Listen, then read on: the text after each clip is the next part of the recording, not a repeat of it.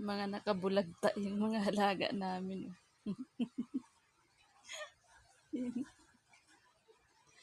Dahil maulan po. Habang ang nanay naglalaro ng scatter.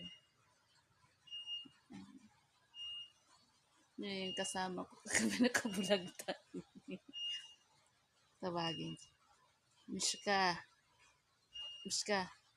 Tite. Ano lang ng pangalan niya. Yan, si Doming labas ang ngipin. Ayan yung aking bulinggit.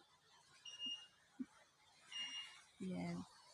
Ampon number 1. Ampon number 2. Expensive. Yan.